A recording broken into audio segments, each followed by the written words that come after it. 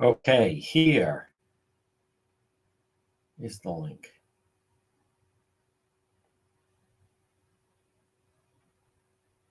There we go. Okay, and it's up for subscribers. Hi there, Janet Dwyer. So we're going to offer today. Subscribers only could, in fact, end up being a guest. Potentially. Hi there, Mary. Yes. Bright sunny day. Chilly out. I was out earlier. Had a hat on, and this I have a hat on actually. So I don't have to, but I literally came in. There he is. Guilty. Hi there, Steve. Yes. Let me double check. I think the audio, I believe it is totally fine. Let me, all right.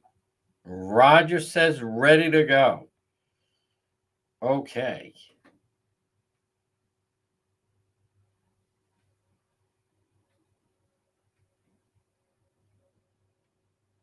Oh, wow. That's the house where they lived. All right. We are going to talk about the woonsocket situation. There's definitely a pattern. Hi there, Cindy. Yes. Good morning. Jay Beckman in Vegas. Some of our YouTube crowd. Yes. There he is. But got life with parole. He will be eligible for parole.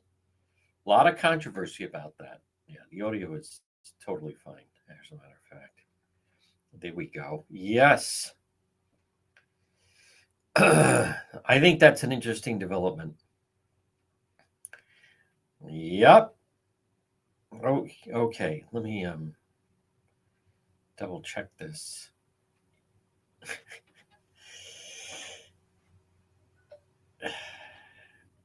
Okay. He was framed. I don't know who that is.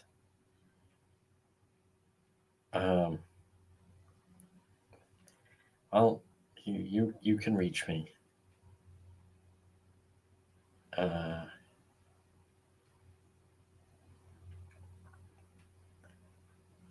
So she goes under Paula Marie. Let me see. Well,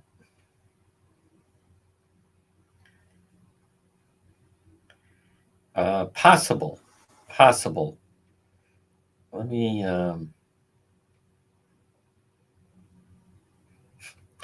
I don't know if I want to go into that.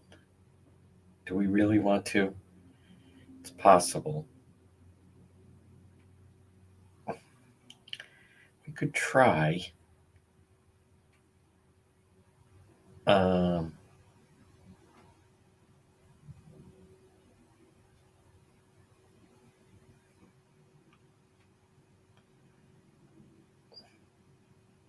Okay, I believe we do.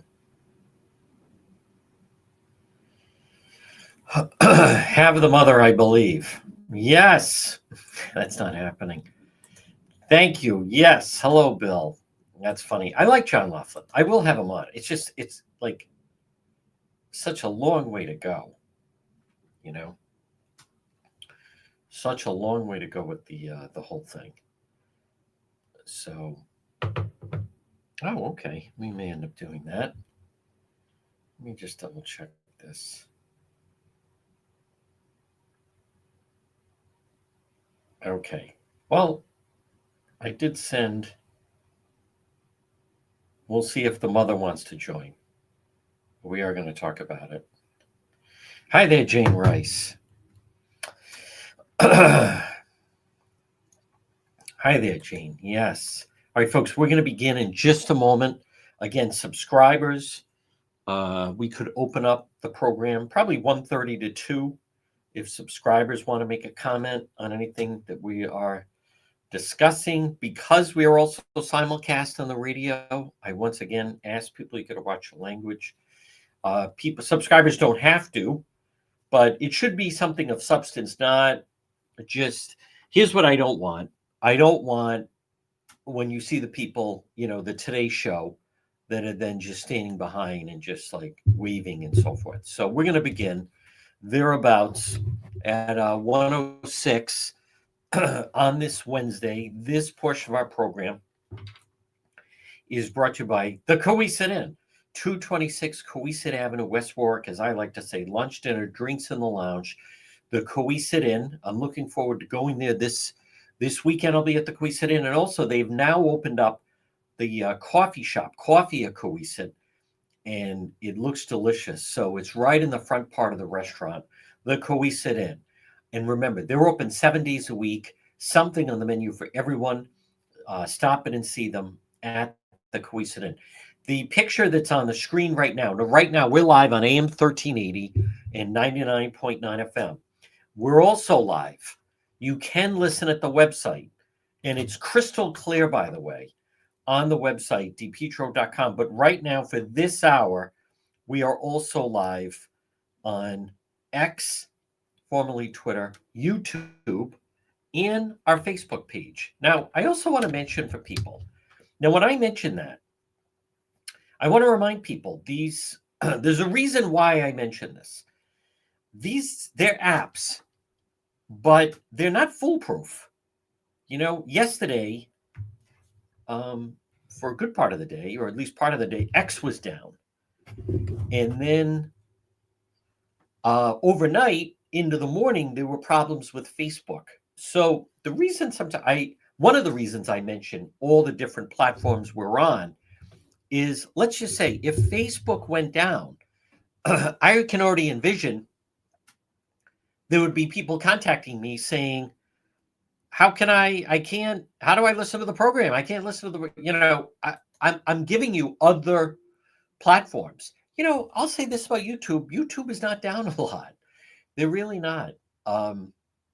Facebook is not down a lot, but they had some outage problems. And many times it's not even anything that, the social media company can control. There's so many different servers now, but there was some problem. This much I know. If they're down, this much I know. There's nothing I can do about it. That I assure you.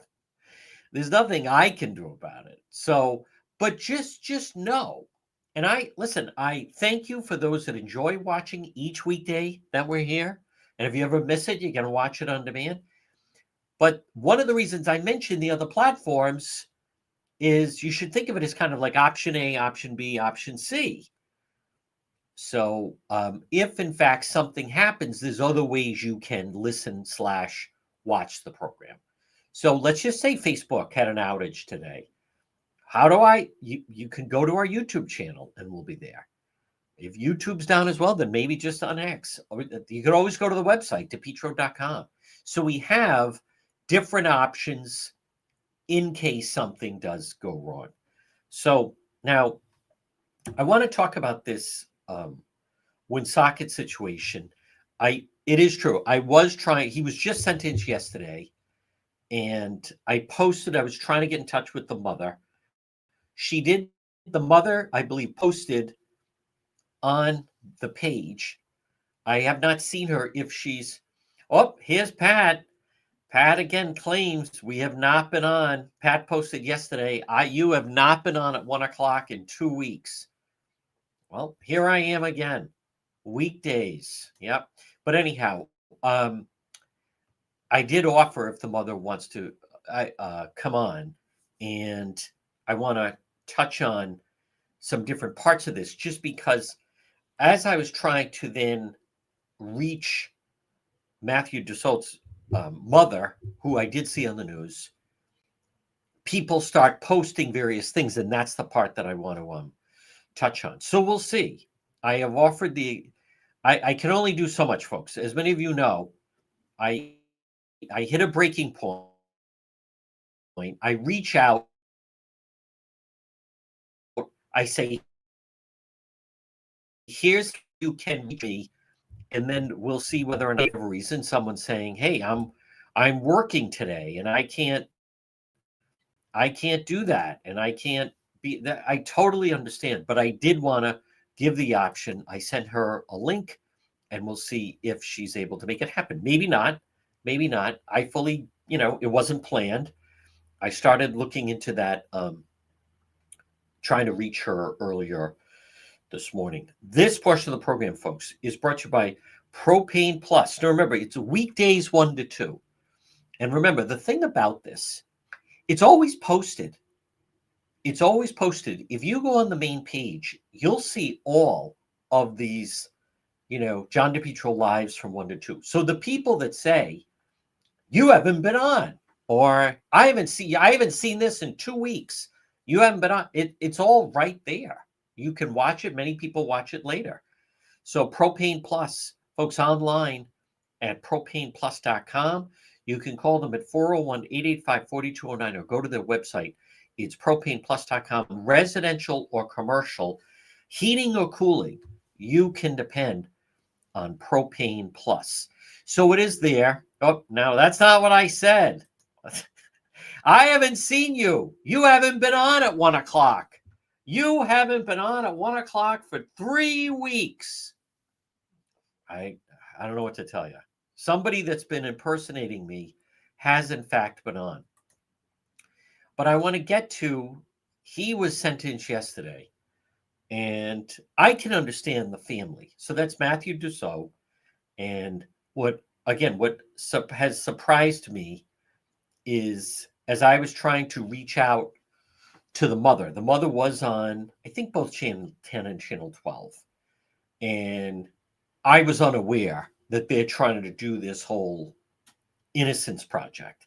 So I don't expect everyone to follow the story, but this has been going on for a really long time. This happened in 2016, and with the stabbing, and then they didn't arrest him till 18. But what really stood out to me is when someone, and I had to read it twice, but someone actually posted justice for Matthew and justice for Connie. So it was 81-year-old Constance Gauthier. Now, he's now 28 years old. So again, I totally want to give the mother an opportunity. But what I don't understand is this was an investigation. They used touch DNA. There were people on the page right now saying he was framed. Who framed him? Who framed him? This is another story. The search goes on for the real killers. They did a very thorough investigation on this. And I'm not going to get into the full weeds of it, but plus the tattoos. But this guy, who's now 28, who's been held without bail, and the mother is now trying to say, his mother, Paula Gauthier, that, the case was botched. That's always what people say when they, in fact, but what if it's not? They found his DNA at the scene. It starts to me, comes across as though they just rattle off. He was framed. The investigation was botched. I'll admit, the words of the judge, and we'll talk about this tomorrow with our legal expert, Stephanie Murphy, but he requested a new trial in March. It was denied.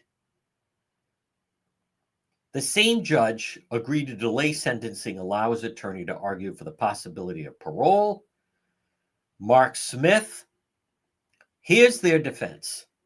He was 18 years old at the time of the killing and too young to fully understand the situation. And I want to be very clear. That doesn't mean he didn't do it.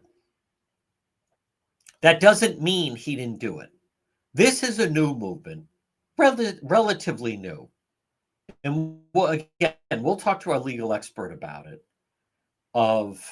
This is a new effort where they're trying to say that when people are young, 18, 19, right around that, younger people, that they shouldn't really get life in prison, that they should get out at some point. Now, in Rhode Island, a lot of people don't realize that there's no such thing as life in prison. Life in prison is 25 years. People think life in prison is you get locked up at 21 and you're 81, you're still alive in the can, and that's where you're going to die. It doesn't work that way. I mean, this, especially in our section of the country, Rhode Island and Massachusetts. I mean, it's people can't believe how quickly they get out. By the way, those are the judges I've talked about. Do you remember there was a guy? This guy, he killed a police officer in Boston in the 90s. Killed a police officer. First, he killed a clerk, not him, but killed a clerk in Dorchester. Then he killed a police officer in the early 90s in Boston. I had the police officer's son on. That guy, he did 15 years at Walpole. Got out, and where do you think he ended up? He moved to Rhode Island, and then he robbed a bank in North Providence. It was just about a year ago, and then they tracked him down in Warwick. He was supposed to get life in prison for killing a police officer. He got 25 years or 30 years. He served 15. Got out in 15. So now with this Matthew Dussault, I'll admit, I was unaware that they were trying to run this whole wrongful convicted thing. He has documented intellectual disability. He can't function. But see, here's the level understanding of a 10 or 12-year-old child. Well, then maybe he shouldn't be out at all. His words were used against him. They were twisted in an interview. He maintained his innocence. He's never been violent. Well, first of all, he's not special needs. He's not autistic.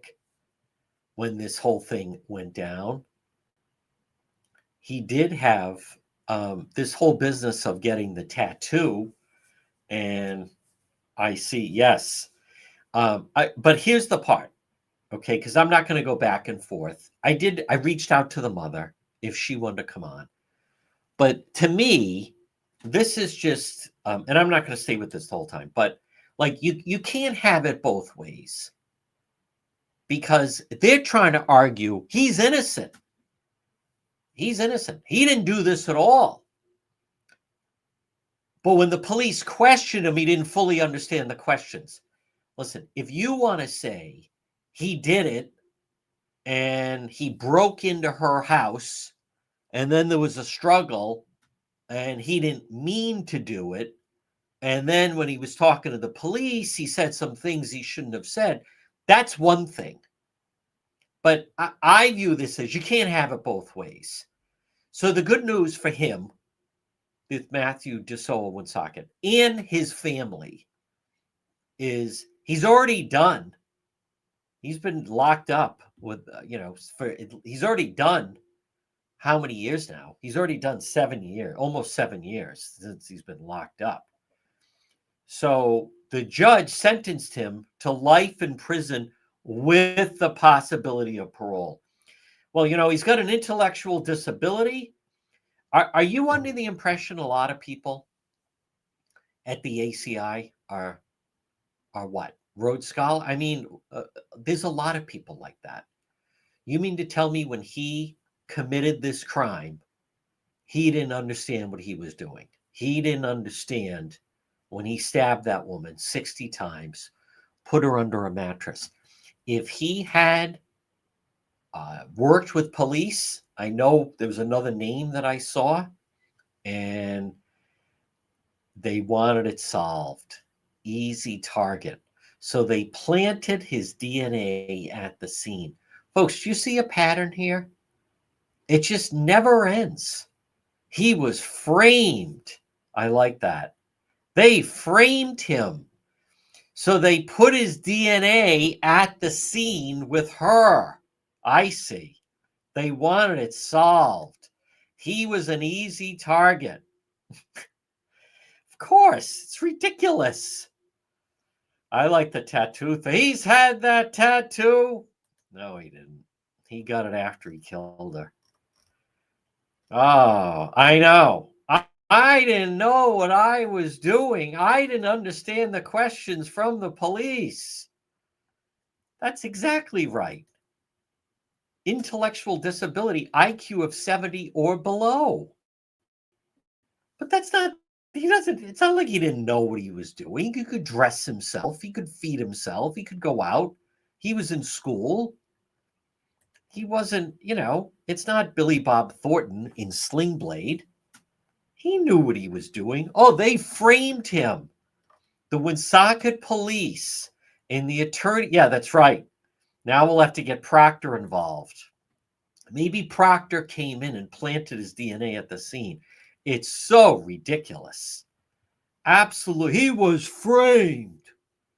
I couldn't believe it. And this woman posting justice for Connie and Matthew. Well, it sounds like he got justice because he got life in prison with parole. Now, what does that mean? We'll talk to our legal expert attorney, Stephanie Murphy. Folks, you can't have it both ways. If you want to say, and hear me out, if you want to argue is what I'm saying, what I mean to say is, if you want to argue that because of that, quote, disability that they've made up, because of that, he didn't fully understand and somehow his constitutional rights, when he was being questioned by the police, he gave a DNA sample to police. If you want to argue that his legal rights were violated during that time, and they tried to get all that stuff tossed out. They failed. They tried to have the whole thing done over. They failed. If you want to argue that, and that goes on all the time, and we talk about, yeah, they framed him. They talk about that. We talk about that with our legal expert attorney, Stephanie Murphy. But you can't have it both ways. He's totally innocent, and he didn't understand what he was saying when he spoke to the police and gave them a DNA sample. I mean, listen, it's one or the other. If he wants to say, admit he was in the house, that's why his DNA was there. And however,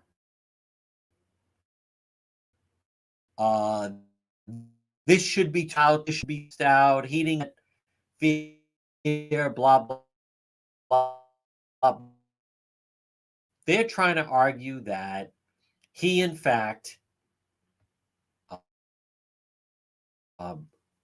he's both innocent and he didn't know what was happening at the time. And I would just argue you can't. Yes, how about justice for the victim? Boy, there's a new concept. I love these people trying to have it both ways. Yeah, he was framed just like Karen Reed. Yeah, 6 people. They beat him to death in the house, threw him on the front lawn. Yeah, that makes a lot of sense. The frightening thing about that is the people that actually still believe it. And every time I do forget sometimes that there are people that still actually believe that, is when the story, yeah. Listen, if there was someone involved, then him or the family or the parents have an obligation to have him testify to that. I remember, I do know the name they're talking about, of the other individual that supposedly was involved. And I know, can you imagine the coincidence? His parents also claimed he had nothing to do with it. So now again, there are people that maybe do that stuff. The mother goes by Paula Marie. I sent her a link if she wanted to come on. I totally get that it is last minute. I posted earlier. I wanted to have her on to talk about it.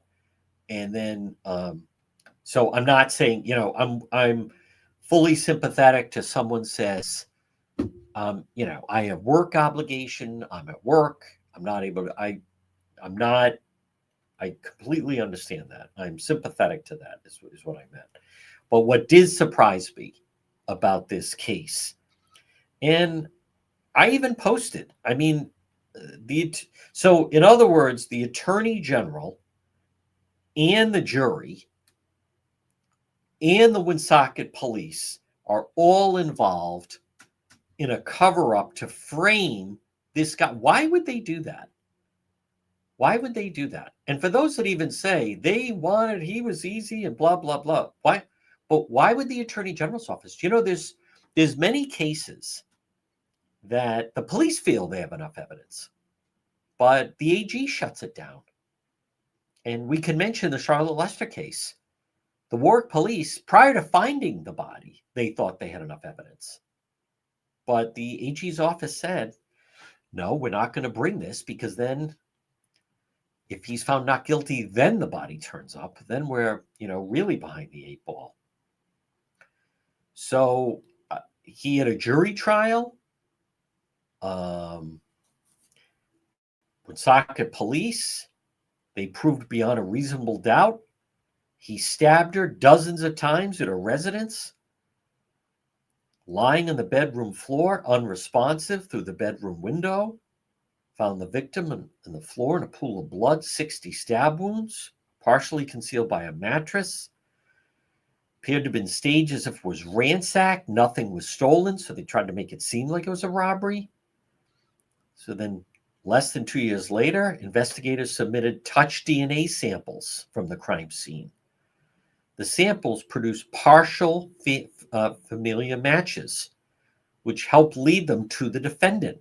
Prior to an interview with the Woonsocket police, he consented to a swab for DNA, which matched the sample found at the crime scene. He was brought up on charges. He had a jury trial. He was found guilty. Again, what surprised me were, as I was trying to track down to offer his mother, an opportunity if she wanted to come on, because I did see her in the news. And instead, I was surprised at all of this. Let's see.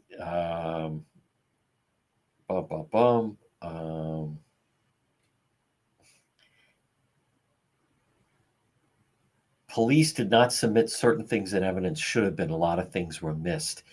Well, that is something that the defense could bring up. I don't think there is a lot more to the case. Yeah, it was him. DNA doesn't lie. It doesn't. But here's the woman. So whoever this woman is, Brooke Noel, justice for Matthew and justice for Connie. Listen, you can't have it both ways. It's either justice for one or the other. You could say that Connie, the 81-year-old woman, received justice because he's been locked up and he's going to be going to prison.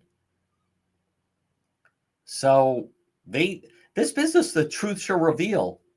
Do you realize they had a trial and he was found guilty? Now it's just he was sentenced yesterday. So, but I didn't realize that the defense didn't put a DNA expert on. That was suspicious. I don't know. I mean, these people. I'll tell you. Just like the tattoo situation. Yeah, they don't want to talk about that. I did offer, but again, what surprises me is what did surprise me are the people that, do you see, there is a pattern, no matter what they find, no matter who. And here's a spoiler alert. Every case we cover, I like to tell people the ACI is filled with innocent men and women who somehow they got it wrong and the police lied. And, they absolutely, prison is filled with people that, I was framed. The police screwed up. Oh, no. I mean, if you logic, there's essentially the case. So this business that somehow, they screwed it up. I think it's a notion, to me, that speaks more come with DNA. And as a result of that, it's throwing off defense. People then, it isn't something they had a long time ago. There are developments. And I can tell you in court, because of all the crime shows, juries definitely, for the most part, not always, but follow it. So when you get an expert on the stand and talks about DNA samples, it makes a huge difference. Now, granted, when people keep changing their story, when people keep, I didn't do that, blah, blah, blah, doesn't exactly help the case. I'll say that. Folks, this portion of the program is brought to you by J. Perry Paving. The clock is ticking. Call today, J. Perry Paving, 401 732 1730. Letter J, J. Perry Paving, 401 732 1730. The clock is ticking because you really only have the rest of this month and into next month where they could actually do this. They cannot operate in January and February, and then they restart in March. J. Perry Paving, there's the number on your screen. Free estimate, high quality, fair pricing, exceptional service. J. Perry Paving, 401 732 1730. I believe that maybe you can find God now. That's right. I get there's always people, oh no, it's framed. I like to tell the story. I've learned a lot by doing this. And one of the things I've learned, because I get approached many times by family, most time it's friends of the person or the family, and they want to ask my assistance.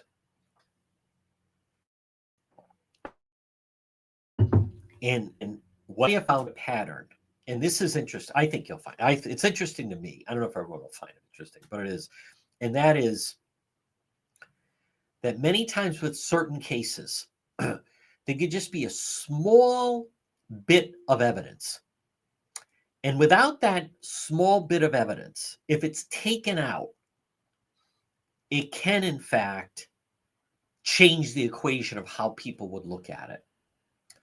And I talk about, there was a case, it was now 25 years ago, Derek Hazard. And I've told this story before, but the people that were peddling Derek Hazard, and again, innocent, innocuous, this poor guy was convicted of shooting that Bucky, whatever his name was. And it was in South Providence, and they have the whole thing down.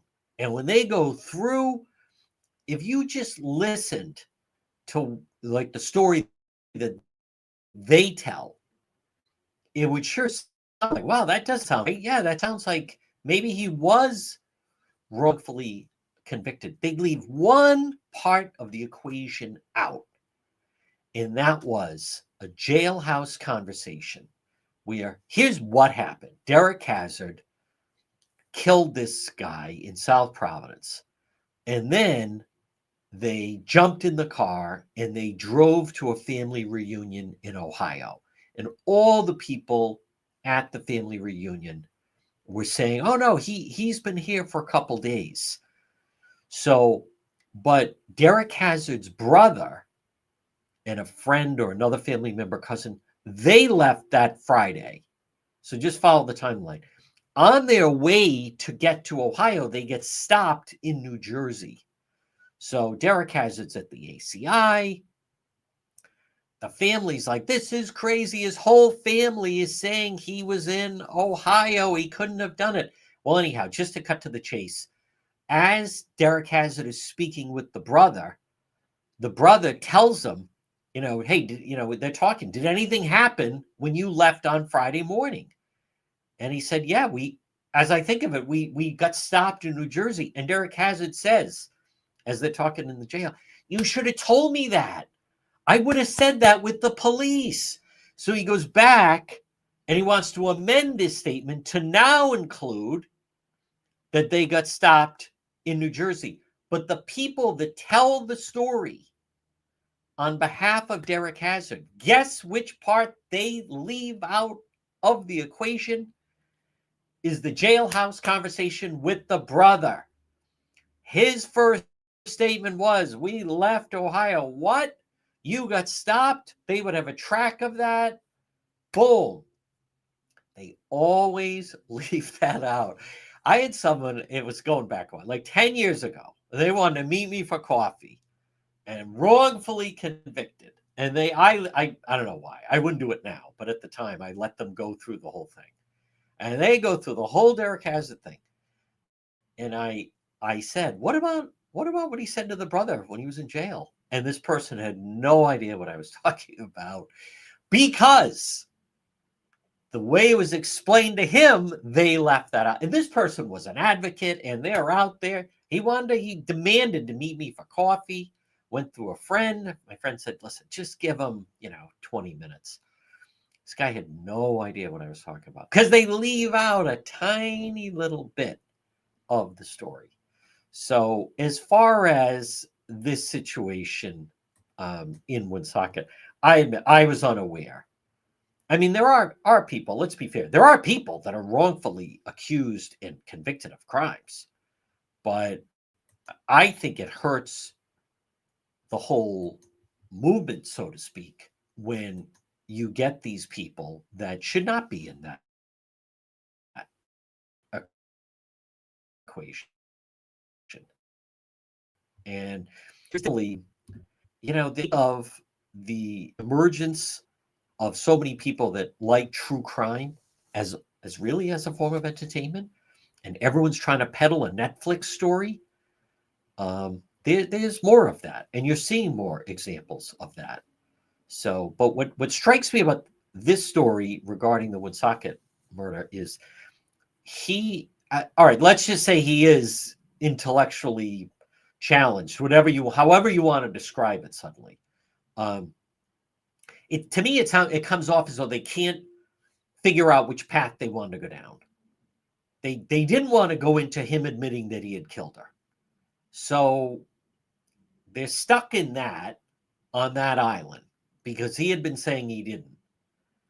But then they want to argue that he didn't fully understand when he was being questioned by police. So then they go into it's a botched investigation. Like, what's it going to be? If you want to argue he didn't fully know his rights, and so he didn't know what he was agreeing to, I mean, that's an argument, and then you want to argue age. I think so. But I this whole business of, and he was framed. That's where I just jump off. No, I believe the Attorney General got it right. Listen, the Attorney General, they don't want to get reversed. It doesn't work that way. He was framed. By who? Why? Why did they want to frame him? That word is tossed around so much. The foolishness. Folks, this portion of the program is brought to you by ServPro. ServPro of Providence. Remember, call them today, 401-941-5500. If you have smoke damage, fire damage, water damage, ServPro of Providence. Fast, thorough, professional, 401-941-5500. And again, there's the number on the screen. You can find them. Don't get mold, fire damage, water damage, smoke, ServPro of Providence, 401-941-5500. I also noticed the number of people talking about, and he got that tattoo, why, I'll jump to the, I'll jump to that. I mean, a lot of times there's, that's not the one I wanted. That's not the one I wanted. Okay.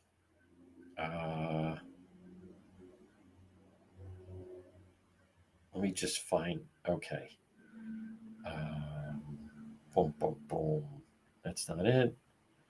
Oh. How DNA, a tattoo, led to charges in the cold murder case.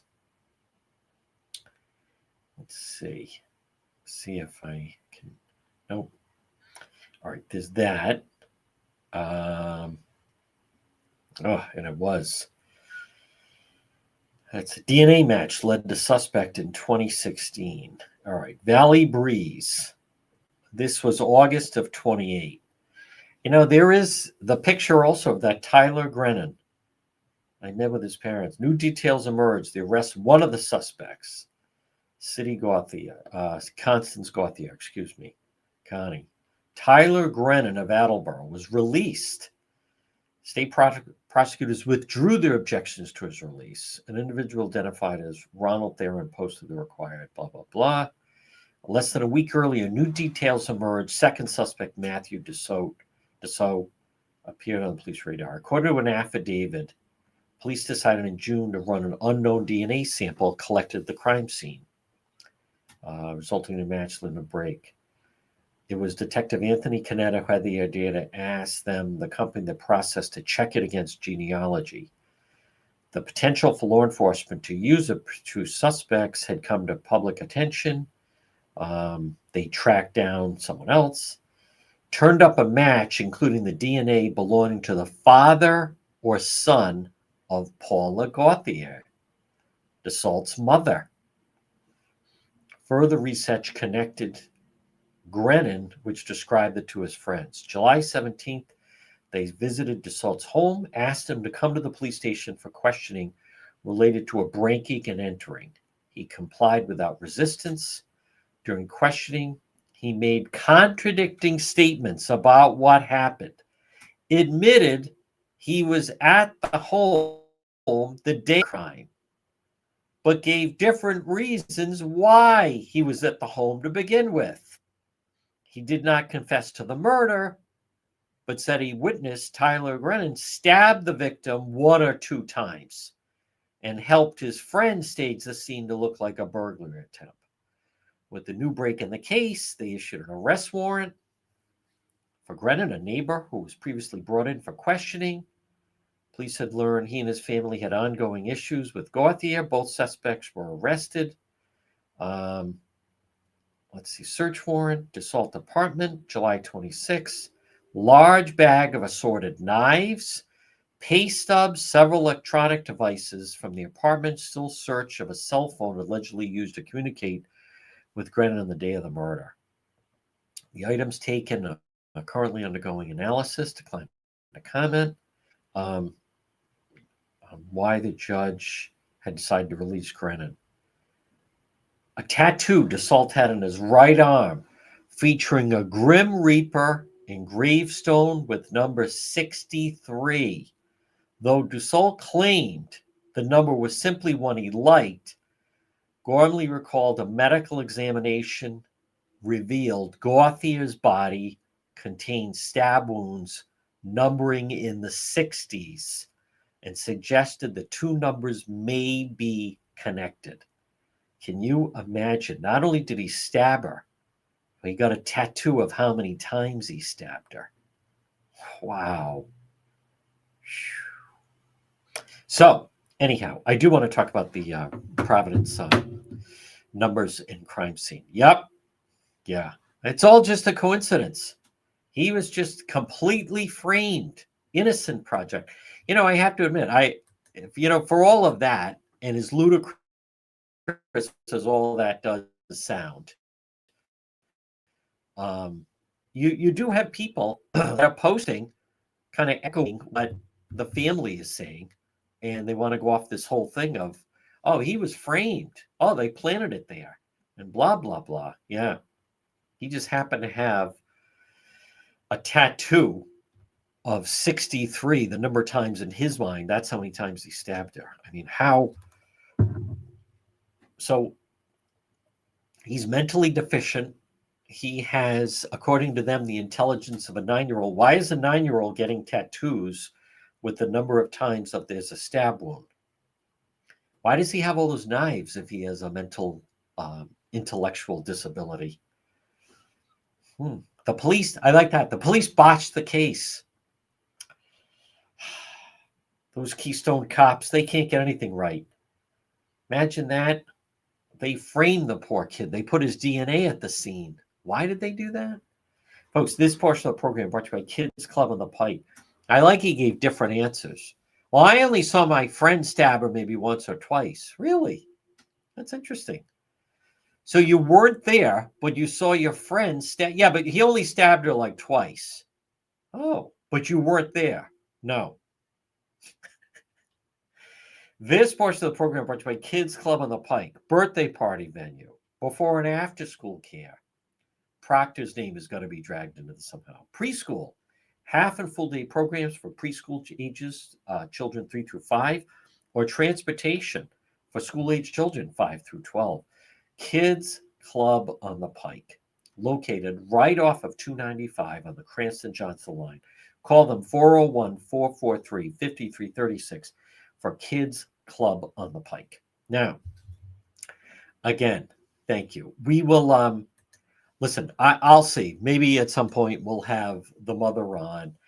Oh my goodness. I can still some people. Yeah, no, it sounds like they have the right person. You know, this business spot, I'll tell you who did see all the evidence. You know who saw all the evidence? The jury. You know who saw all the evidence? The Attorney General's office. You know who saw all the evidence? The police. He was framed. The only evidence that matters is evidence that is introduced at trial. That's why they call it evidence. Let me explain something. I like this. Notice how they're all coming on. I know I shouldn't react to comments. Oh, the media is putting out a false narrative. You mean the guilty verdict that he got in court?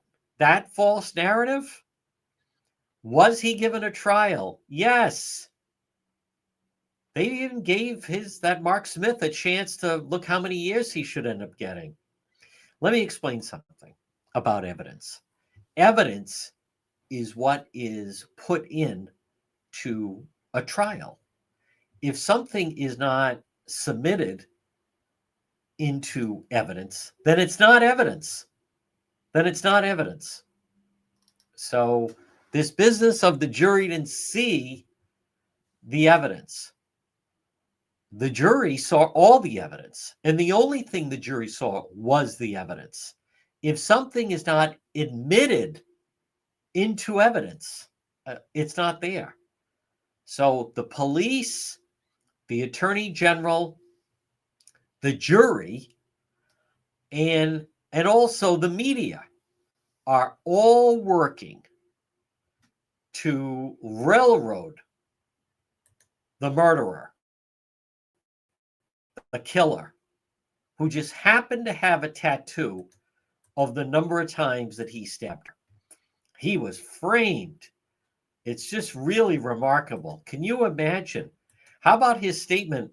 I only saw my friend stab her like once or twice. Really, that's an interesting statement. I know. He had a trial. He did have a trial. I like that. But can I explain this business of the jury didn't see all the evidence? The only thing the jury did see was evidence. The only thing they saw was evidence. So if you don't include something in a trial, then it's not evidence. I like that. You should see all the evidence. You mean like the tattoo? Or do you mean like his DNA that he gave? How about when they found all the knives? All right, let me just say this. Why did he say, I only saw my friend stab her like once or twice? They absolutely got it right. And the rest of this stuff is just absolute foolishness, which I get. See, the family now, they want to try to continue this. And let's see. He's been, I believe, in the can since 18. It's 25. So the good news, he's already done 7 years. Probably, what is he, 28? Whether people like it or not, he will most likely be, we'll ask Stephanie Murphy tomorrow, most likely eligible parole in, I would think, like 2032. He's probably going to have to do 7 more years. And then he'll be eligible for parole, and maybe they keep this whole farce going of, oh, it's the police's fault. You know, I want to just, yeah, he was framed. He was framed. You know what I like? When I have dealt with this, yeah, of course he did. He just happened to have well, maybe he's a psychic. Maybe he's like that Oz Perlman. the whatever, the mentalist. So he just happened to get a tattoo that had with the Grim Reaper that had the number of times he was going to stab someone. You know what I notice about the individuals is they never answer a question. Every question is answered with a question. Why did he say, I only saw my friend stab her like 1 or 2 times? So when you ask the question, they respond with a question. But did the police do their job? Yes, I would say the police actually did a fantastic job. You know, this business about tattoos, you could easily, he obviously has several tattoos. So then all you do is you try to say, the one on his leg, that's the new one that he got. The other one he had. You know, you can who can keep track? He had the tattoo before. Ah, he was convicted. He was found guilty, life, but with parole. Yes, they did. They did test him, and he was found he's capable of going to trial, and he was found guilty. This portion of the program. Oh my goodness, folks. It's the and I'm sure it's hard to, if you're the family member, it's hard to rationalize how could your son commit such a ghastly crime. Like it's hard to compute. I'll tell you what, it's easier to say, well, it must have been someone else. Well, he didn't understand do you see, everything leads to an excuse. Why did he have all those knives? Oh, they weren't his. Why does he have the tattoo, the Grim Reaper in 63? Oh, he got that beforehand. Why did he say that he only saw his friend stab her once or twice? Oh, he didn't know what he was saying. Why was his DNA in the house? Oh, the police botched it. Listen, he was found guilty. Okay. So the narrative I'm repeating is what's in the news. The media, listen, if he were absolutely not guilty, then I can tell you the media would be very interested in that story. But they were trying to get it that he wouldn't be put on trial. Hey, look at Brian Walsh. Oh, I'm insane. I can't go on trial for killing his wife. They tried, and they had doctors examine him, and they said no, he's perfectly fit to be on trial. There's something wrong with him, Brian Walsh. He killed and dismembered his wife. No one's saying that they're totally normal. Whether it's Scott Peterson or Brian Walsh or a lot of these people. You know, right now in Massachusetts, and I know Kevin Reddington is defending her. Lindsay Glancy is on trial. They're trying to say the drugs that she was taking caused her to kill her 3 children. I mean, that's the argument. I don't know what's going to happen with that. Maybe that will be successful or be successful for a while. They had a hearing on that just the other day. But there's also, as I've said, as someone that follows this, they're constantly deflecting. They never answer a question. They never answer a question. That's been my experience. It's always deflect. I went through that for months in Dedham. I am not reliving that whole thing. I already get it. I've already done that. They never answer anything. They just deflect. And then they ask a question. If this is the, it was Benton. If his DNA was there, he was framed. If he had something, he didn't know what he was saying. It just seems to kind of go on and on. I'll tell you what doesn't go on and on is getting your garage epoxied with quality asphalt seal coating. Call Corey today, 401-283-9815. They epoxy garages and patios, decorative concrete flooring, They could also resurface a sport court, tennis court, basketball court. It's quality asphalt seal coating. But call Corey, get your garage epoxy before the season comes to an end. 401-283-9815. They're having a breakout year. They are doing so much business, and I'm so happy for them. Quality asphalt seal coating. Call Corey, free estimate, 401-283-9815. Now it's the jury's fault. Boy, it seems to be everybody's fault. It seems to be everybody else's fault. Huh. What about his fault? Oh, yeah, he helped her all right. He helped poor Connie. What a brutal death. Terrible. Well, what about, again, I'm looking for, why did he say, I saw the killer's still out there? Just like OJ. Yep. Just like Karen Reed. It's always that way. Yep. The real killer's still out there. Egad. My goodness, he is. He is a psychopath. That's exactly right. Deflect or insult. They never answer anything. Yep. That's the way they operate. And I'll admit, let me say this about the Karen Reed stuff. None of these, the civil action, and with her, none of this is going to happen for quite some time. So there's been some blurbs about Karen Reed.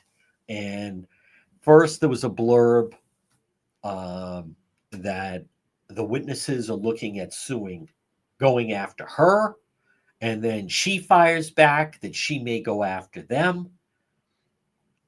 You have the O'Keefe wrongful death, but the bottom line, and there is a hearing on Friday that I'm not going to attend, but what people need to know with the Karen Reed situation is none of these lawsuits are going to see the light of day, I don't think, until maybe 2027. I don't even think it's next year. So who knows? I forget when. I mean, they'll have various hearings leading up to it, but it's so far off. Who knows what'll be in the news? Who knows how things will change? So I'm just telling you that because I am not getting into the day-to-day. I mean, that is with that case, you just have people that I'll say this about the Karen Reed trial. There's still only one narrative. With that case. And I refer to the expression they use, not that I've been in AA, but the expression in AA is nothing changes unless, nothing changes if nothing changes. There's still one narrative out there. There's one narrative. Let's see if that narrative ever changes in the next 3 months, 6 months, or to a year. But as of right now, there's still just one narrative out there. Maybe it will change over time, but there's only one narrative right now. All right, folks, thank you for tuning in. Again, I'll reach out to the mother if she wants to come out. If you're listening to the radio, stay tuned for the 2:00 news. Everyone else, we will be out on Road Patrol Live later. Enjoy this Wednesday.